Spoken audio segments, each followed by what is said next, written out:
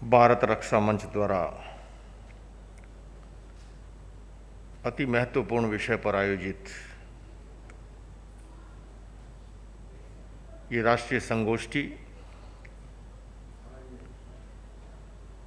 असंतुलित जनसंख्या बढ़ोतरी समस्या और समाधान विषय पर सर्वप्रथम मैं ये कहना चाहूँगा कि बात सरल बलिदान कठिन है, पतन सहज उत्थान कठिन है। बात सरल बलिदान कठिन है, पतन सहज उत्थान कठिन है। गाता है खंडर का हर पत्थर, ध्वंस सरल निर्माण कठिन है। सचमुच में भारत रक्षा मंच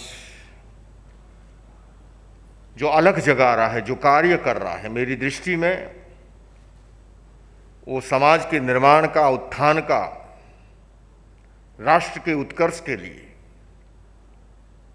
बहुत जरूरी है। बंधुओं और बहनों, हमारा महान भारत देश महान भारतीय संस्कृति,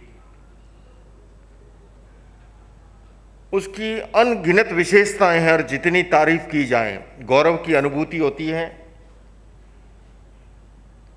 और ये अतिरिक्त अनुभूति तब होती है जब आप भारत से बाहर कहीं जाते हैं, तुलनात्मक दृष्टि से जब चीज़ों को देखते हैं तो स्पष्ट समझ में आता है कि भारतीय संस्कृति का कोई मुकाबला नहीं है। पर कुछ ऐसे सन हैं जिसमें एक है पॉपुलेशन, दूसरा है पॉल्यूशन, तीसरा है करप्शन और चौथा है डिसिप्लिन का अभाव। आप में से कोई अगर बाहर देश जाएगा तो देखेगा कि गाड़ी जो है वो अपनी लाइन में चल रही है, कोई किसी को ओवरटेक नहीं करता है। मैं क्या करता हूँ कि भारत में जो गाड़ी चलाना सीख ले वो दुनिया में कहीं भी गाड़ी चला सकता है। फिर यहाँ तो अपने आप को कैसे बचाएं, यह हर समय जागरूक रहने की जरूरत होती है। निश्चित रूप से बंधुओं, और जनसंख्या असंतुलन के कारण से अनेक समस्याओं की अगर कोई जननी है तो ये एक बिंदु ऐसा है। और उसके कारण से सरकार चाहे कितनी भी लोक कल्याणकारी योजनाएं बना ले, वो सारी की सारी ऊंट के मुंह में जीरा साबित हो जाती है, क्योंकि आबादी का विस्फोट इस कदर से है। इस आबादी के विस्फोट के कारण से पर्यावरण प्रदूषण की भी समस्या बढ़ती है और अनेक दूसरी सारी चीजें। मैं तो निवेदन करना चाहूंगा इस मंच के माध्यम से, और इस मंच पर ऐसे व्यक्तित्व बैठे हैं जिनकी आवाज़ सरकार तक भी पहुंचती है। मैं मांग करना चाहता हूं एक जैन मुनि के रूप में भी, और इस मंच से कुछ ऐसी बातें, हालांकि जैनों को भी आपको जानकारी होगी, राष्ट्रीय स्तर पर उन्हें अल्पसंख्यक का दर्जा प्राप्त है। मेरी समझ में ये अल्पसंख्यक बहुसंख्यक की जो अवधारणा है, ये अवधारणा ही राष्ट्र को और समाज को तोड़ने वाली है। ये केवल वोट बैंक की राजनीति के हिस्से के सिवा इसमें कोई सार नहीं है। तो आप में से कोई प्रश्न कर सकता है कि आपने जैन समाज का तो सपोर्ट किया है। निश्चित रूप से किया है। मैं बेबाकी से इस बात को स्वीकार करूंगा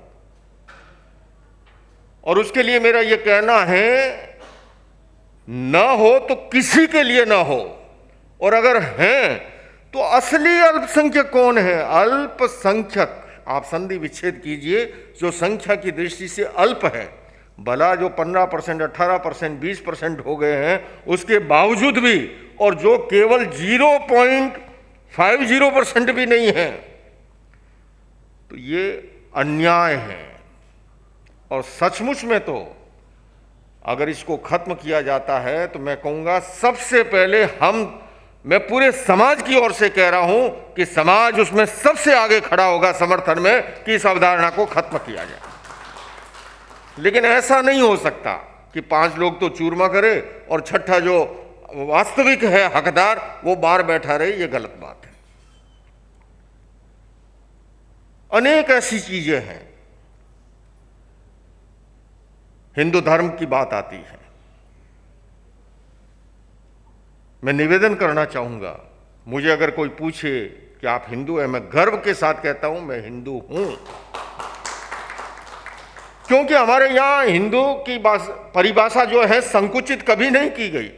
चाहे आप सुप्रीम कोर्ट की परिभाषा ले लो, चाहे राष्ट्रीय स्वयंसेवक संघ के मोहन भागवत जी अनेक मंचों से कहते हैं। और मैं तो जिस इलाके में मेरा जन्म हुआ, आपको निवेदन करना चाहता हूं, मेरी जन्मभूमि राजस्थान में, राजस्थान में भी सीमांत प्रहरी बाड़मेर जिला, जहां आज भी स को ह बोला जाता है। सासू जी को हाउ जी कहते हैं, साड़ को हाड़ कहते हैं, शीरा को हीरा कहते हैं। स का अपभ्रंश होकर के ह बनार सिंधु नदी के इधर रहने वाले। हाँ, अगर आप हिंदू की परिभाषा केवल वैदिक धर्म से ही करोगे तो मैं समझता हूं हम अपने साथ भी न्याय नहीं कर पाएंगे। इस मंच पर से आदरणीय केलकर जी जो बोल रहे थे, बहुत ही किस तरह से बांग्लादेश घुसपैठियों के विरुद्ध कार्य किया है, अपनी जान को जोखिम में डालकर इस संगठन ने, जितनी तारीफ की जाए कम है। किंतु मैं हिंदू समाज की संगठन के लिए, उसकी बढ़ोतरी के लिए यह भी कहना चाहूंगा कि हिंदू का अर्थ केवल इतना सा नहीं है, बल्कि मैं निवेदन करना चाहता हूं, आज मन की पीड़ा भी व्यक्त करना चाहता हूं कि जब जब भी जैन के किसी संकट आए उस समय भी उतना ही साथ खड़ा होना चाहिए, क्योंकि जैन हिंदू हैं। वो समस्या चाहे समेत शिखर की हो, चाहे पालीतना की हो, चाहे गिरनार की हो, उस समय ऐसा नहीं हो सकता कि 2 तरह के बटगरे, वो लेने के टाइम एक तराजू है, देने के टाइम दूसरा तराजू। अगर ऐसा होगा तो हम समाज को कमजोर करते जाएंगे। बंधु और बहनों,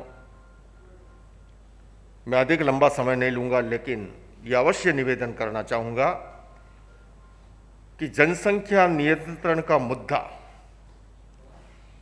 मैंने विज्ञान भवन के एक कार्यक्रम में भी, जब MIT पीस यूनिवर्सिटी की ओर से कार्यक्रम आयोजित था, मैंने निवेदन किया था कि बहुत देर हो चुकी है इसके लिए। अब हर पल का विलंब जो है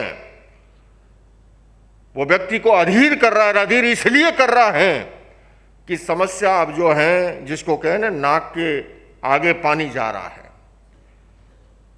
अगर हम जनसंख्या के इस असंतुलित नियंत्रण को शीघ्र नियंत्रित नहीं किया तो आने वाले समय के अंदर समाज को अनेक और समस्याओं से रूबरू होना पड़ेगा। इसलिए मेरी भारत सरकार से मांग है कि बिना विलंब किए, बिना देरी किए, और उसके लिए बड़ी से बड़ी कुर्बानी देनी पड़े तो उसके लिए भी हमें तैयार रहना चाहिए, किंतु ये काम अब हो जाना चाहिए।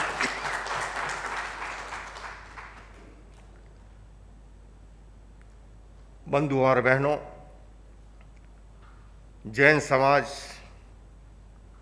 पीसफुल समाज है, सभी जानते हैं, अहिंसक है, शांति प्रिय है, रेवेन्यू चुकाने में आगे हैं, लोक कल्याणकारी कार्यों में आगे हैं।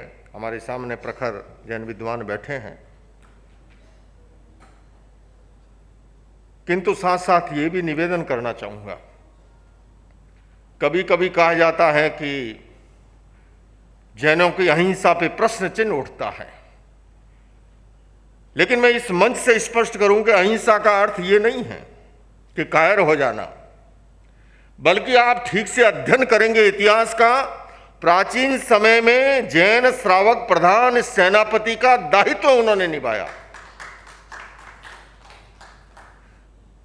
सामंतवादी, साम्राज्यवादी मानसिकताएं होती थी। एक राजा का देहांत हो गया, पड़ोसी राजा ने अवसर देकर के अटैक कर दिया। महारानी ने उस समय एक जैन श्रावक को प्रधान सेनापति का दायित्व देकर के मोर्चे पे रवाना किया,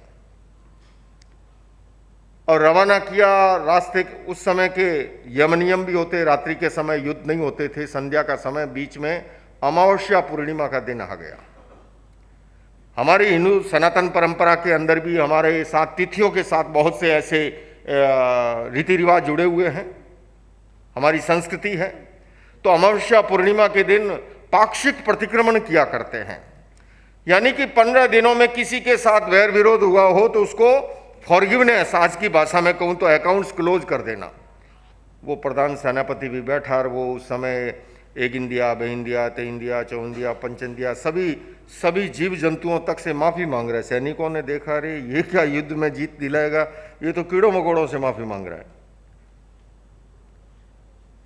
महारानी तक शिकायत पहुंची, रातों रात वेश बदल के महारानी वहां पर पहुंची और पूछती है कि ये मैं क्या सुन रही हूँ। प्रधान सेनापति श्रावक कहता है कि हाँ रानी साहिबा, जो आपने सुना है बिल्कुल ठीक सुना है।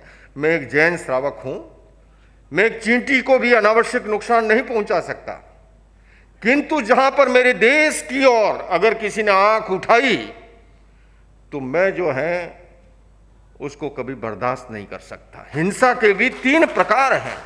एक है आरंभ जा हिंसा, विरोध जा हिंसा, संकल्प जा हिंसा। 2 भागों में बांटे तो आवश्यक अनावश्यक। जैसे मैं बताऊं, अगर मच्छर आपके ऊपर आके बैठा, हो सकता है आपको डेंगू हो जाए, मलेरिया हो जाए, तो आपने उसने इतना पर उड़ा दिया, मार दिया, ये कोई जरूरी नहीं है, ठीक है। लेकिन धार्मिक होने का मतलब ये नहीं है कि आपकी बहन बेटी की इज्जत पर किसी ने हाथ डाला, मैं क्या कर सकता हूं, मैं तो धार्मिक हूं। ये कायरता है, नपुंसकता है साले।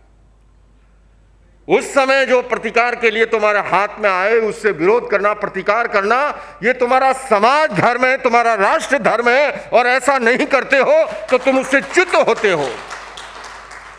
ये व्यवस्था है हमारे यहां पर। ये मैं अपनी ओर से कुछ नहीं कह रहा हूं। 10 प्रकार का धर्म का, ग्राम धर्म, नगर धर्म, समाज धर्म, राष्ट्र धर्म। ग्राम पंचायत के यम नियमों का पालन करना ग्राम धर्म है, समाज के यम नियमों का पालन करना समाज धर्म है, राष्ट्र की सुरक्षा करना ये हमारा राष्ट्र धर्म है। और उससे अगर च्युत होता है तो अपनी भूमिका से च्युत होता है। इसलिए हमारी अहिंसा कायरों की अहिंसा नहीं। हाँ, ये तो जैनी क्या, हिंदुस्तान की भी ये विचारधारा रही कि हम किसी को छेड़ते नहीं हैं, लेकिन कोई हमें छेड़े तो हम उसे छोड़ते भी नहीं हैं। तो मैं इसलिए ये निवेदन करना चाहता हूं कि जनसंख्या नियंत्रण का जो ये मुद्दा है, ये कोई धार्मिक मुद्दा नहीं है। ये केवल एक राष्ट्रीय मुद्दा है इस समय।